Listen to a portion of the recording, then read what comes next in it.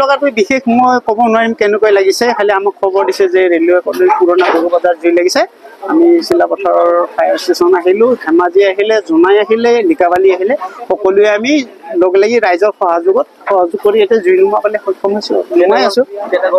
কেইটা ঘৰ মানে এতিয়াতো ক'ব নোৱাৰিম আপোনালোকে মই সঠিককৈ, কাৰণ এতিয়াও আমি জুই নুমাই আছোঁ আৰু এতিয়া আমি ৰিপৰ্ট লোৱা নাই, অলপ পিছতহে আমি সংগ্ৰহ কৰিম ৰিপৰ্টটো। কিমান সময়ত গৰু বজাৰত জুই লাগিলে? মই ব্যৱসায় হয়, মানে জুইটো ইমান ডাঙৰকৈ লাগিছে মানে আমি ধাৰণা কৰিব পৰা নাই দেই। কিহৰ পৰা লাগিছে, কেনেকৈ লাগিছে আমি নাজানো।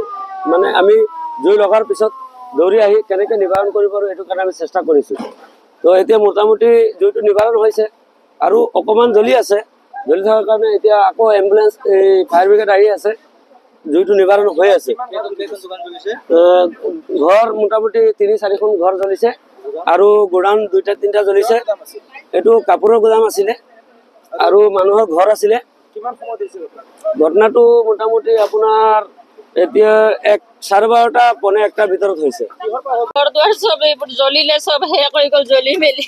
মোৰ একো সম্পত্তি নাই, চব জ্বলি মেলি হৈ গ'ল। ক'ত কি হেৰালে, কাগজ পত্ৰ, কাপোৰ কানি, একদম একো বাচন বৰ্তন একো নাই ছাৰ। মোৰ মানুহজনো নাই, আজি 2 বছৰ হ'ল ঢুকালে। মোৰ ল'ৰাও নাই, মই অকলে যেনে তেনে কাম বন কৰি চৰকাৰক অনুৰোধ কৰিছোঁ মোৰ ঘৰটো কিবা এটা উপায় কৰি দিয়ে জানা, সেইটো ছাৰ। বাহিৰলৈ খিনি আপোনাৰ এই ওচৰৰ দোকান ৰাজু সোণাৰ দোকানৰখনত আপোনাৰ হ'লচেলাৰ, কাপোৰৰ হ'লচেলাৰ, ডাঙৰ হ'লচেলাৰ, বিখ্যাত এজন আমাৰ চিলাপথাৰ বিখ্যাত এখন প্ৰতিষ্ঠাপক হয়, ব্যৱসায় কৰে তেখেত।